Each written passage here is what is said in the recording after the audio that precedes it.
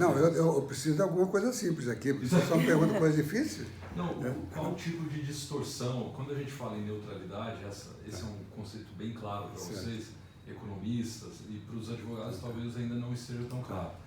Qual tipo de distorção econômica causada quando você tem o ICMS de uma forma e o ISS de outra? Um exemplo... Bom, primeiro, você não tem muita dificuldade de fazer integração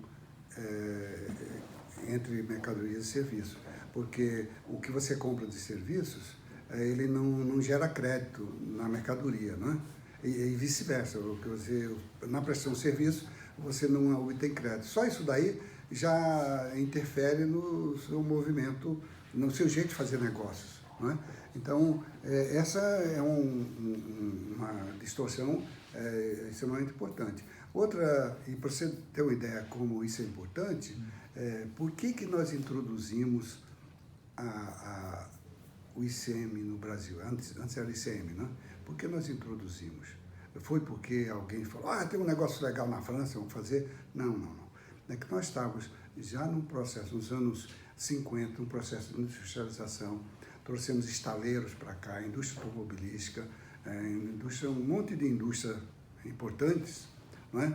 E era o seguinte, se você fosse produzir automóvel baseado no IVC, você pagava o IVC quando sai da Volkswagen, quando a Volkswagen vende por outro imposto, quando vende para outro imposto, e quando você comprasse, tudo que você comprasse com a Volkswagen, você tinha imposto também na sequência. Para evitar isso, você fazia integração vertical, você produzia dentro da loja, e as primeiras fábricas eram assim, elas faziam o motor delas, faziam o sistema de freio, faziam para evitar incidência acumulativa. Não é? Para evitar incidência acumulativa, o que era extremamente ineficiente, porque você não é bom em fazer tudo.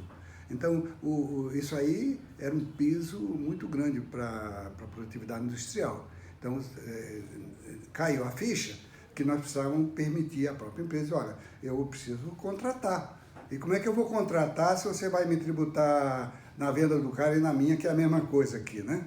Então, nós criamos com esse propósito de eliminar. É só ver a origem do imposto para você se dar conta do que do que tem de distorção, de perda econômica, se você fugir do sistema não cumulativo. Né? Acho que nessa época, professor... Só uma perguntinha aqui para encaixar. Onde no mundo, professora, tem essa diferenciação serviços e mercadoria? Olha, tinha no Egito até 2 anos atrás, sabe? Agora eles unificaram isso daí. Mas nós tínhamos talvez ainda tenha no Haiti. Eu acho que o Haiti é igual ao Brasil nesse ponto aqui. A Bolívia também tinha? Não. Foi a alíquota por dentro que era. Não, agora é por dentro. A alíquota, o IVA da Bolívia é muito bom e é de 1986 e nós devíamos aprender muito com eles. Eles fizeram o IVA muito bom, mas o IVA deles foi desenhado pelo Jeffrey Sachs. Não sei se vocês ouviram falar, um tremendo economista, ainda está por aí. Ele esteve lá e ensinou. E eles se deram muito bem. Nunca mudaram. O sistema deles é 14% do imposto. Alíquota única? Alíquota única. Então, é uma coisa muito interessante isso. Mas na bomba tem diferença de preço.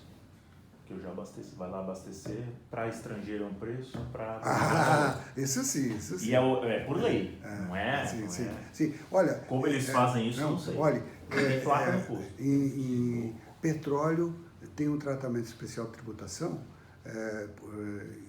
em tudo quanto é país, sabe? Isso é inevitável. Como você vai ter... normalmente você tem tributação tipo excise, que não dá crédito, tudo, mas isso é uma peculiaridade aí.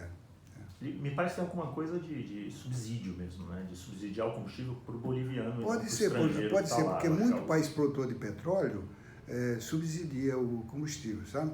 É uma coisa ineficiente, mas subsidia. O estrangeiro, de certa forma, você estaria exportando, não era consumidor, tem alguma coisa aí.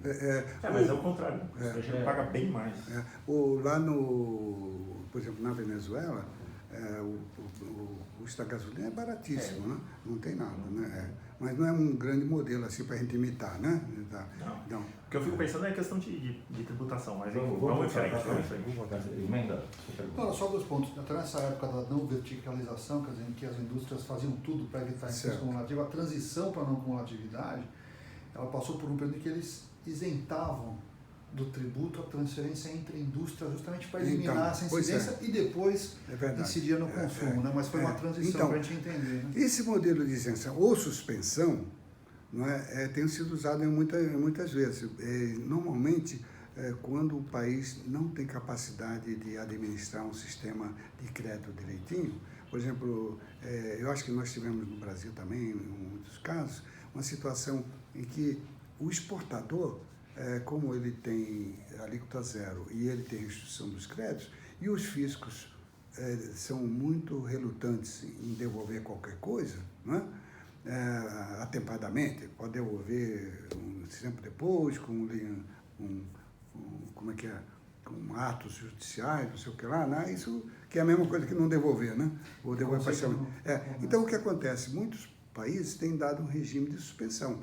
Diz assim, se eu vou fornecer para um exportador, sai sem tributo. Por quê? Porque é uma forma de não gerar crédito do exportador, não é isso? Então, mas isso é um modelo pernicioso, porque ele gera outros problemas. Primeiro, ele vai acumular crédito na etapa anterior.